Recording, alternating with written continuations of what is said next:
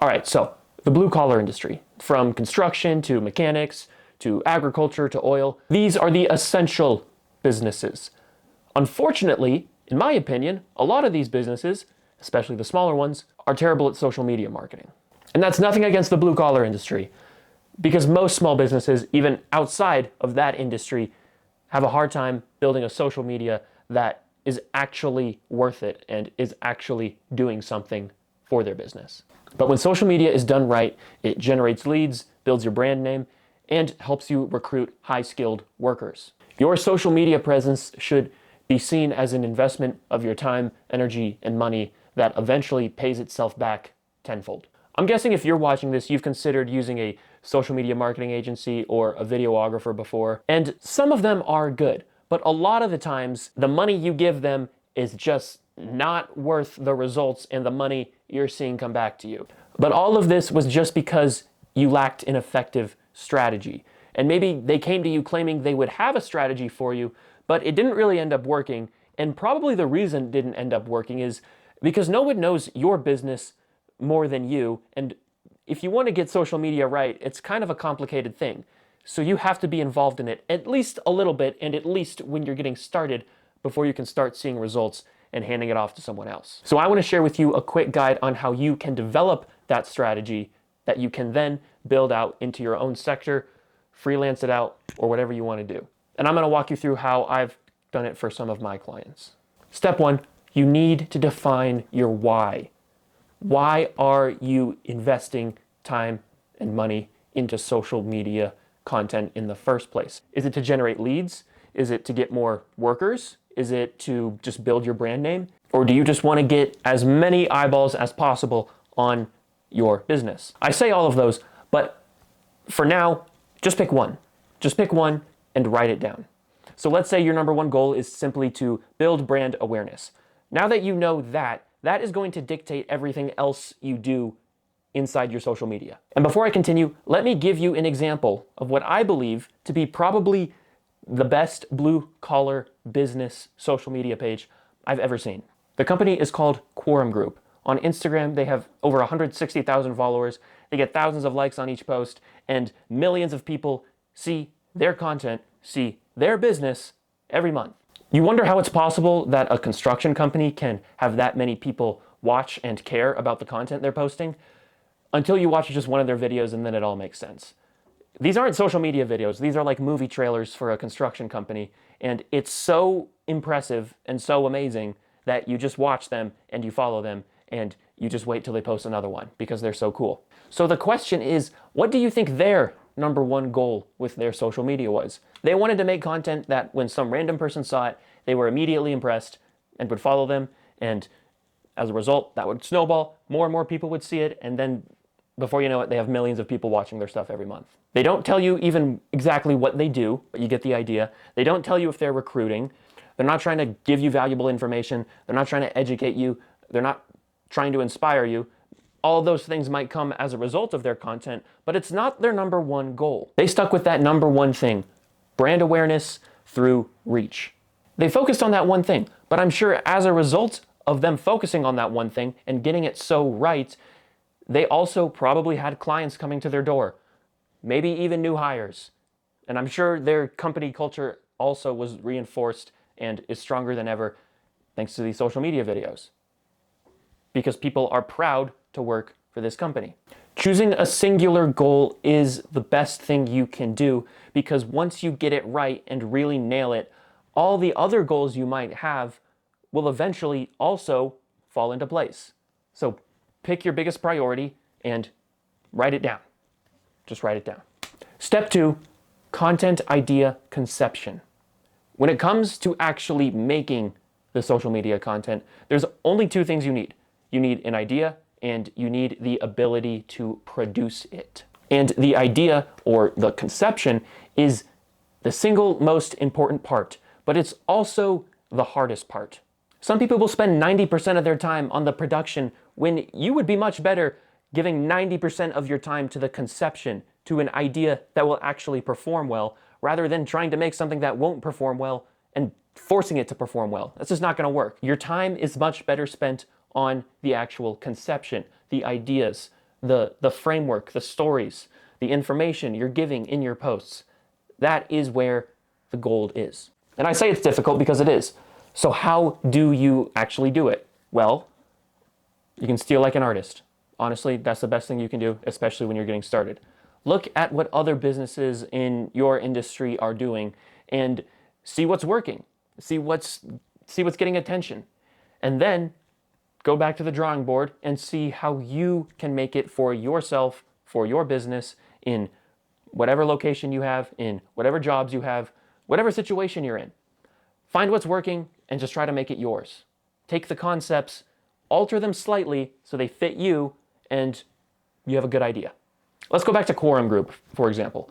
The conceptions behind the ideas of their content is actually fairly simple in theory.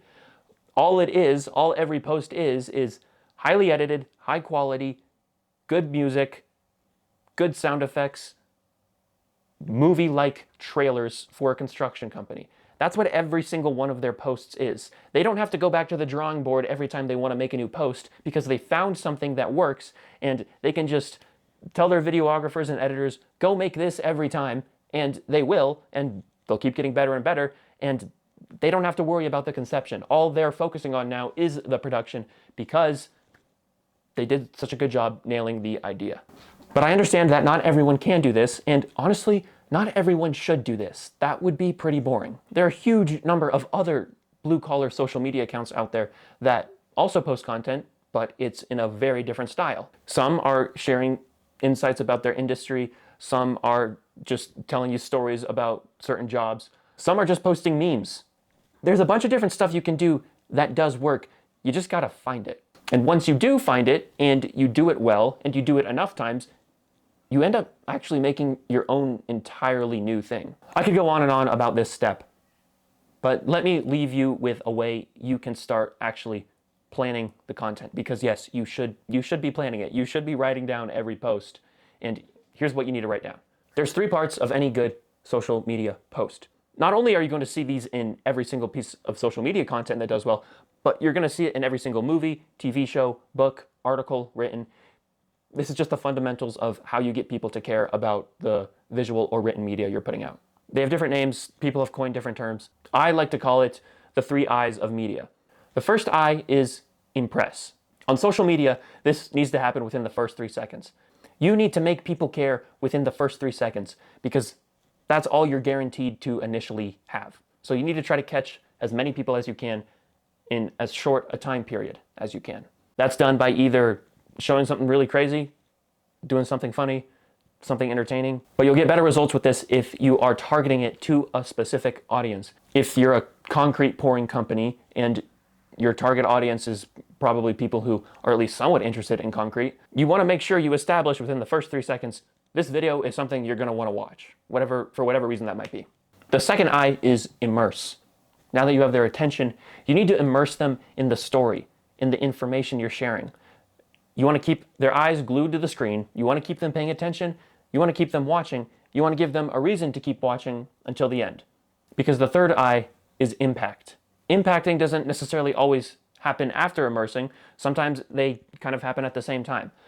But what impact really means is it's the feeling that the person who just watched your video walks away with. Was the video they just watched, was it satisfying?